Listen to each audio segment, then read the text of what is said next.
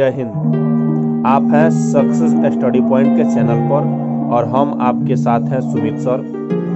आज हम 12th class के फिजिक्स का पहला चैप्टर से ऑब्जेक्टिव का महत्वपूर्ण प्रश्न लेकर आए हैं। चलिए तो स्टार्ट करते हैं। पहला क्वेश्चन आपके सामने है कि एक वस्तु पर एक कूलाम का ऋण आवेश है। एक वस्तु पर एक कूलाम का ऋण आवेश है। इस पर इलेक्ट्रॉनों की संख्या है, सामान्य अवस्था से क्या होंगे? तो आपके साथ ऑप्शन है, तो इसका आंसर होगा ऑप्शन नंबर डी।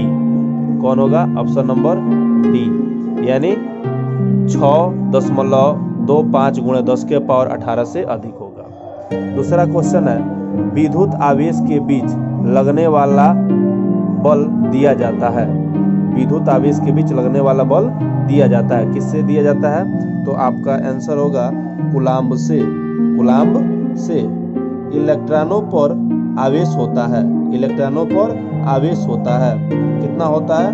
तो 1.6 × 10⁻19 कूलाम्ब। तो ऑप्शन नंबर आपका बी होगा। ठीक है। अगला क्वेश्चन है, एसआई पद्धति में इफ साइन का 0 का मान होता है। एसआई पद्धति में इफ साइन 0 का मान होता है। तो कौन सा मान होता है? इसका आंसर होगा बी, यानी c² n−1 m−2। ठीक है।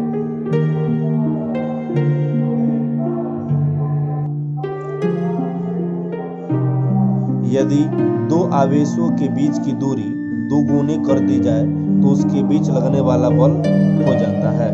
तो उसके बीच लगने वाला बल हो जाता है। कितना हो जाता है? 1/4 गुना हो जाता है। 1/4 गुना आपका सही होगा। दो बिंदु आवेश पहले वायु में तथा फिर के परावैद्युतांक वाले माध्यम में उतना ही परस्पर दूरी पर रखे जाते हैं। दोनों दिशाओं में आवेश के बीच लगने वाला बल का अनुपात होगा। तो कौन सा अनुपात होगा? देखिए आपके पास 4 ऑप्शन है। ठीक है। तो इसमें आपका ऑप्शन नंबर होगा बी, यानी k/1। किसी विद्युतरोधी माध्यम का परावैद्युतांक ई साइन r हो सकता है। तो कितना हो सकता है? अब आपको बताना पड़ेगा। आपके सामने 4 ऑप्शन है। 4 ऑप्शन में कौन सा होगा? तो आपका ऑप्शन नंबर कौन सा होगा? डी, यानी 5। धातुओं का परावैद्युतांक होता है। धातुओं का परावैद्युतांक होता है। तो कितना है? आपके सामने ऑप्शन है 4। चलिए, 0, 1, 1 से अधिक, अनंत। तो आपका आंसर होगा अनंत होगा। अगला क्वेश्चन, विद्युत क्षेत्र का तीव्रता का एसआई मात्रक क्या होता है? विद्युत क्षेत्र की तीव्रता का एसआई मात्रक क्या होता है? तो आपका ऑप्शन 4 गो है। आप इसमें से कोई भी एक सेलेक्ट कर सकते हैं, अपने जो भी आप जानते हैं। चलिए अब हम आपका आंसर बता देते हैं। तो आपका ऑप्शन नंबर होगा ए, यानी n/c। दो बिंदु आवेश में परस्पर r दूरी पर स्थित होने पर एक दूसरे पर F बल आ लगते हैं। के परावैद्युतांक वाले माध्यम में r दूरी पर रखने पर भी वे उतना ही बल अनुभव करते हैं। तो r का मान क्या होगा? तो r का मान क्या होगा? तो आपका ऑप्शन नंबर बनेगा इसमें सी, यानी r/√k। तो अगला क्वेश्चन आपके सामने, समान त्रिज्या के छोटे सुचालक गोले पर क्रमशः +10 म्यू कूलाम तथा -20 म्यू कूलाम आवेश है। एक दूसरे से r दूरी पर रखने पर वे एक दूसरे पर F1 बल आरोपित करते हैं। यदि उन परस्पर संपर्क में लाने के बाद पुनः उतने ही दूरी पर रखने पर वे F2 बल लगाते हो तो F1 अनुपात F2 का मान क्या होगा? तो आपका ऑप्शन आपके पास 4 है। इसमें देखिए आपको कौन सा ऑप्शन सही लग रहा है। चलिए तो हम आपको ऑप्शन बता देते हैं। तो आपका ऑप्शन नंबर होगा बी, यानी -8:1। -8:1। दो सजातीय व बराबर आवेश Q को मिलाने वाली रेखा के बीच में एक अन्य आवेश Q रखने पर निकाय संतुलित हो जाता है तो Q का मान क्या होगा? तो Q का मान क्या होगा? तो आपके सामने है 4 ऑप्शन, तो 4 ऑप्शन में इसमें होगा आपका option number B, D, option number D होगा आपका। अगला क्वेश्चन, तीन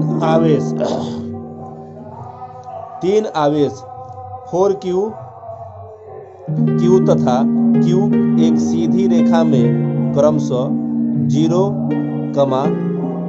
x/2 तथा x स्थिति में रखे हैं। Q पर परिमाण बल 0 होगा, तो यदि Q बराबर क्या होगा? तो Q बराबर क्या होगा? तो आपका आंसर होगा A यानी -Q। एक स्थिर आवेश उत्पन्न करता है, एक स्थिर आवेश उत्पन्न करता है, तो क्या उत्पन्न करता है आपको बताना है। तो आंसर नंबर होगा केवल विद्युत क्षेत्र में। एक स्थिर आवेश उत्पन्न करता है केवल विद्युत क्षेत्र में। निम्नलिखित में कौन सा विद्युत क्षेत्र का मात्रक नहीं है? निम्नलिखित में कौन सा विद्युत क्षेत्र का मात्रक नहीं है? तो ऑप्शन नंबर आपका बी होगा। एक बिंदुवत आवेश Q से R दूरी पर स्थित बिंदु पर विद्युत क्षेत्र की तीव्रता का परिमाण होता है, तो क्या होता है बताइए। तो आपका इसमें ऑप्शन नंबर होगा B, 1/4 pi epsilon 0 into Q/r²। एक प्रोटॉन तथा एक इलेक्ट्रॉन एक समान आवेश क्षेत्र में स्थित है। एक प्रोटॉन तथा एक इलेक्ट्रॉन एक समान विद्युतीय क्षेत्र में स्थित है, तो इस सतह का आपका होगा बी, यानी उन पर लगने वाला विद्युत बल के परिमाण बराबर होंगे। अगला है आपका 18 नंबर क्वेश्चन है कि ई वेक्टर तीव्रता के विद्युत क्षेत्र में पी वेक्टर द्विध्रुव आघूर्ण वाले द्विध्रुव पर लगने वाला बल आघूर्ण है, तो आपका आंसर नंबर होगा ए, यानी P vector into E vector. अगला क्वेश्चन है 19 नंबर, यानी किसी विद्युतीय द्विध्रुव के अक्ष से r दूरी पर विद्युतीय क्षेत्र की तीव्रता होती है, तो क्या होती है? आपका आंसर नंबर होगा डी, E समानुपाती 1/r³। अगला क्वेश्चन 20 नंबर है, यदि एक विद्युत द्विध्रुव की अक्षीय रेखा पर स्थित किसी बिंदु पर विद्युतीय क्षेत्र यानी विद्युत क्षेत्र की तीव्रता E1 है और उनकी ही दूरी पर अनुप्रस्थ स्थिति में विद्युतीय क्षेत्र की तीव्रता E2 है, तो क्या होगा? E1 बराबर 2E2। विद्युत क्षेत्र में प्रवेश करने वाले एक इलेक्ट्रॉन का प्रारंभिक वेग विद्युत क्षेत्र में भिन्न दिशाओं में है। विद्युत क्षेत्र में इलेक्ट्रॉन का पथ होगा, तो आपका 4 ऑप्शन है आपके सामने, तो ऑप्शन नंबर इसमें होगा डी, यानी परिवलय। अगला क्वेश्चन, समरूप विद्युत क्षेत्र में एक इलेक्ट्रॉन व एक प्रोटॉन स्थित है, उनके त्वरणों के अनुपात हैं, तो आपका ऑप्शन नंबर इसमें होगा सी, यानी MP/me। एक पृथक चालक गोले को कुछ धनावेश दिया जाता है, तो इसका द्रव्यमान क्या होगा? इसका द्रव्यमान क्या होगा? तो आपका आंसर नंबर होगा घटेगा। क्या होगा? घटेगा। इफ साइन 0 की विमाएं है, इफ साइन 0 की विमाएं है, तो आपका 24 नंबर का आंसर होगा B, M−1 L−3 T⁴ A²। अगला 25 नंबर क्वेश्चन है, एक आवेश Q को दो भागों Q तथा Q-Q में विभक्त करके दोनों भागों को एक दूसरे से कुछ दूरी पर रख दिया जाता है तो उनके बीच लगने वाला विद्युत बल अधिकतम होगा यदि, अधिकतम क्या होगा, तो आपका 25 का आंसर होगा B, Q by Q equal to 2/1। त्रिज्या वाले एक पतले अचालक वलय को प्लस Q आवेश दिया जाता है। वलय के भाग A के B पर स्थित आवेश के कारण केंद्र O पर विद्युत क्षेत्र E है। वलय के भाग C D B पर स्थित आवेश के कारण केंद्र O पर विद्युत क्षेत्र होगा। तो आपका ऑप्शन 4 दिया है, 4 में कौन सा होगा जी, बी नंबर होगा। कौन सा होगा, बी नंबर होगा। अगला,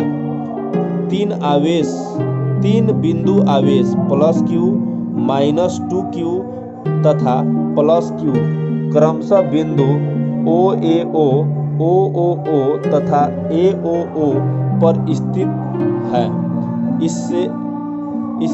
इस निकाय के वैद्युत द्विध्रुव आघूर्ण का परिमाण व दिशा होगी।